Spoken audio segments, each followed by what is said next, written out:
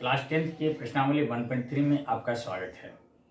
इस प्रश्नावली हम लोग अपरिमेय संख्या को अपरिमेय सिद्ध करने में पर आधारित क्वेश्चंस होंगे। तो इस तरह के क्वेश्चंस को टैकल करने के लिए आपके पास संख्या का कॉन्सेप्ट होना चाहिए। अगर संख्या पद्धति के बारे में आपको नॉलेज ढंग से है, उनके बारे में पकड़ अच्छी ढंग से है, आप सभी नंबर को बेहतर तरीके से जानते हैं, तो मैं उम्मीद करता हूं कि आपको इस प्रश्नावली में किसी प्रकार की कोई परेशानी नहीं होना चाहिए। तो चलिए शुरू करते हैं प्रश्नावली 1.3 के क्वेश्चन नंबर पहला नंबर क्वेश्चन में कहा गया है कि प्रमाणित करें कि √5 एक अपरिमेय संख्या है। क्योंकि आप जान रहे हैं कि √5 एक अपरिमेय संख्या है, तो जानने से तो होगा नहीं, इसको प्रमाणित करना है, प्रूव करना है। और इसमें 2 नंबर के क्वेश्चन से हर एक बार बिहार बोर्ड में पूछे जाते हैं और प्रमाणित करने पर आधारित होते हैं। तो चलिए इसको शुरू करते हैं, किस तरह से इसे बढ़ना चाहिए वो एक से अप्रोच देखते हैं। तो ये आपका जो √5 है, तो मैथमेटिक्स की ब्यूटी क्या होता है कि एक ही क्वेश्चन को कई तरह से पूछे जाते हैं। इसको आपको ऐसे भी पूछा सकता है 1/√5 को प्रमाणित करें कि यह एक अपरिमेय संख्या है।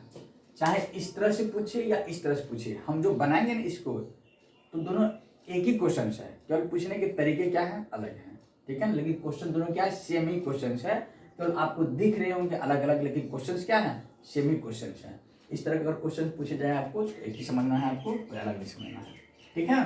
तो चलिए, तो इसको प्रमाणित करने की सही अप्रोच क्या होना चाहिए उसको देखते हैं। तो मान लीजिए कि ये तो अपरिमेय संख्या हम जान रहे हैं, तो जब जानते हैं कि अपरिमेय संख्या सारा दुनिया जानता है ना, सारा दुनिया जानता है कि कोई भी अभाज्य संख्या जब रूट के अंतर्गत में होता है तो वह अपरिमेय संख्या होता है, ठीक है। तो अपरिमेय संख्या तो है, तो इसको प्रूव कैसे करेंगे या इसे प्रमाणित कैसे करेंगे उसको देखिए।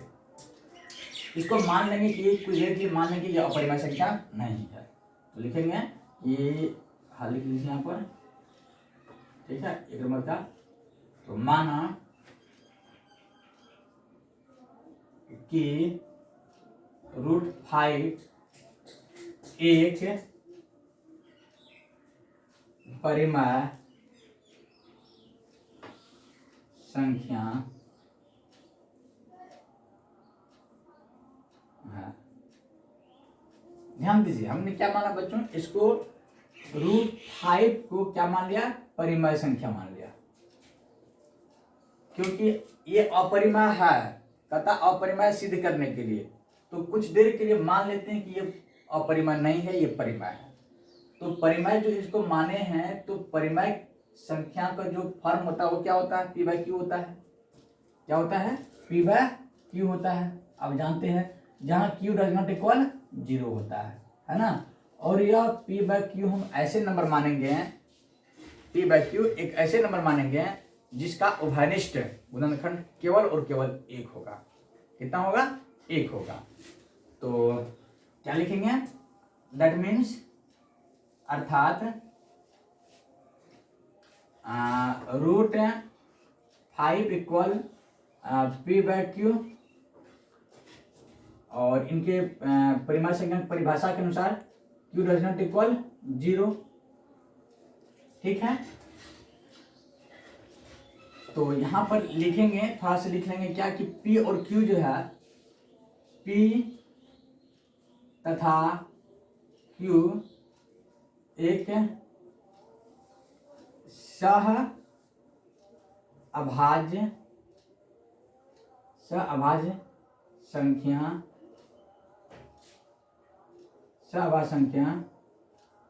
है। p तथा q एक सहअभाज्य संख्या है। सहअभाज्य संख्या कहने का मतलब हुआ p तथा q का उभय निष्ठ गुणनखंड केवल 1 है,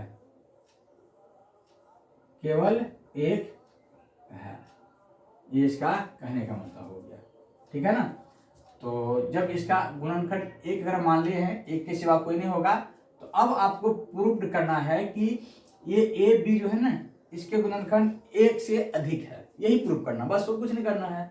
हमने माना कि पी बाय क्यू एक परिमेय संख्या है और ऐसा पी बाय क्यू परिमेय संख्या है जिसका उभयनिष्ठ गुणनखंड केवल एक हो। तो हमारा जो फोकस्ड होगा तो इसको पी बाय क्यू को ये साबित करने पर होगा कि इनका गुणनखंड एक के अतिरिक्त और कोई नंबर है, ये फोकस करने पर ध्यान रहेगा। तो चलिए इनको फोकस करते हैं और इनको ध्यान में रखते हुए इनका गुणनखंड एक से अधिक है ये प्रूव करते हैं। तो क्या करना है, तो अब यहाँ पे देखिए दोनों तरफ वर्ग करने पर, इसमें का दोनों तरफ आप वर्ग करेंगे तो क्या हो जाएगा आपका √5 का square equal to p by q का स्क्वायर हो जाएगा आपका। इंप्लाई दैट यहाँ पर क्या आ जाएगा 5 आ जाएगा, यहाँ पर पी स्क्वायर बटे क्या आ जाएगा आपका क्यू स्क्वायर आ जाएगा, ठीक है ना। तो इंप्लाई दैट आप यहाँ पर देखेंगे तो मल्टीप्लाई क्रॉस मल्टीप्लिकेशन गुना करेंगे, यहाँ पर इससे गुना होगा तो 5 क्यू स्क्वायर इक्वल टू क्या हो जाएगा आपका पी स्क्वायर हो जाएगा। इतना होगा कि नहीं होगा। अब यहाँ पर देखिए ये 5 जो है, ये 5 इस p को डिवाइड करेगा जी, करेगा कि नहीं करेगा, देखेंगे। अतः चूंकि 5 पी स्क्वायर को विभाजित करता है, विभाजित करता है, इसीलिए 5 जो है p को भी विभाजित करेगा, p को भी विभाजित करेगा।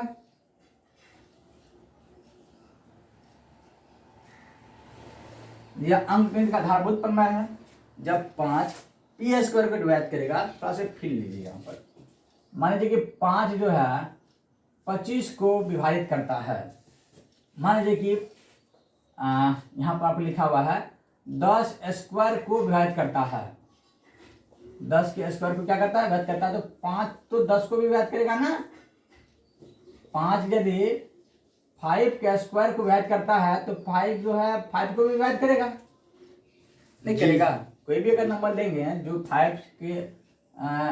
5 किसी भी नंबर के स्क्वायर को अगर विभाजित करता है तो 5 जो है स्क्वायर को हटा देंगे ना, उनको भी क्या करेगा विभाजित करेगा। वही बात लिखा, क्योंकि 5 पी स्क्वायर को विभाजित करता है तो 5 पी को भी विभाजित करेगा।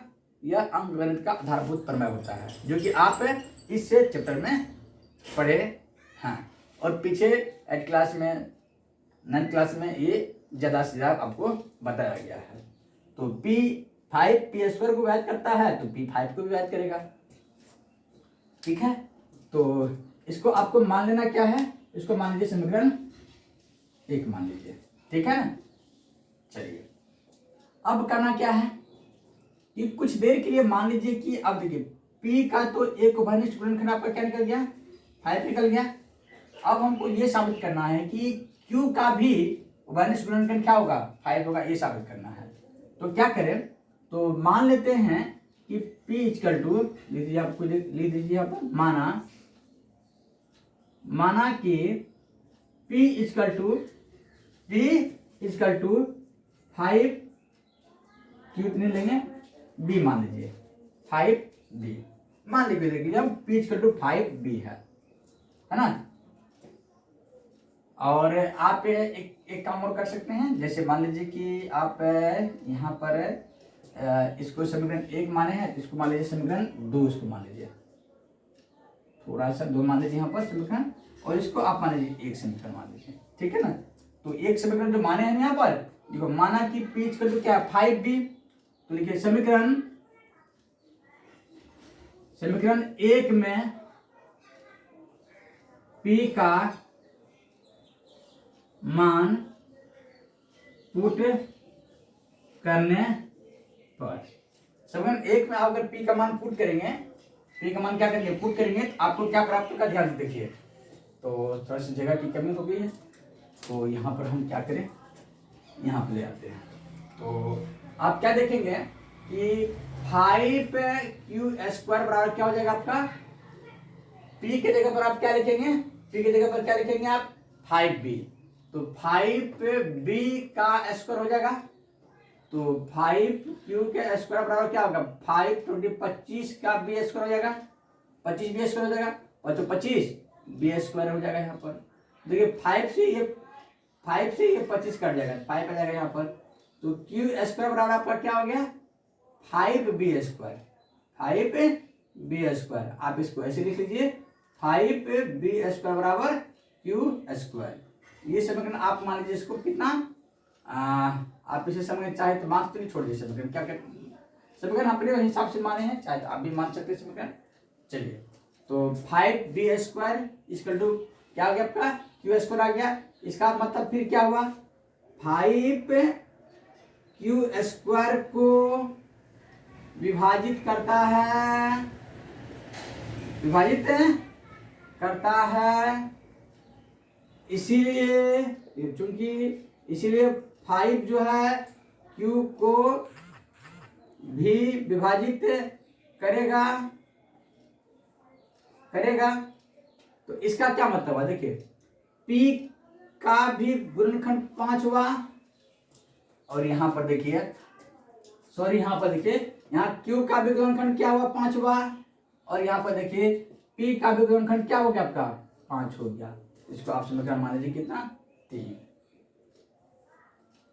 तो p का गुणनखंड भी 5 और q का भी गुणनखंड कितना हो गया, 5, जबकि हमने p तथा q को क्या माना था, एक सह अभाज्य संख्या माना था। लेकिन प्रमाणित क्या हो गया आपका कि p तथा q जो है यह एक सह अभाज्य संख्या नहीं है, यह तो एक, इसका गुणनखंड तो 1 से अधिक है, इसका गुणनखंड 1 से अधिक है। वह कौन 1 से अधिक, पहला तो 1 है, दूसरा क्या होगा, 5 है। तो क्या लिखेंगे, यहाँ पे लिखेंगे क्या कि अतः p तथा q का उभय निष्ठ गुणनखंड 1 के अतिरिक्त 5 भी प्रमाणित हुआ, नहीं तो हुआ। इसीलिए हमारा मान्यता गलत हुआ कि √5 एक परिमेय संख्या है। अतः √5 एक अपरिमेय संख्या है। That's proved.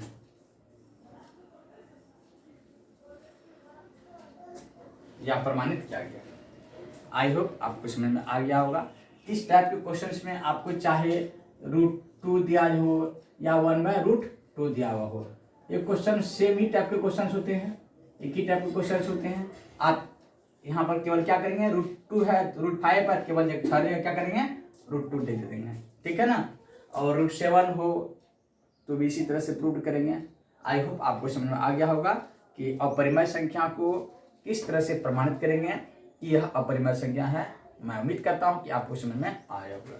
तो चलिए आप एक हमारे कमेंट सेक्शन में 1/√2 यह एक अपरिमेय संख्या है प्रमाणित करके हमारे कमेंट सेक्शन में भेजिए।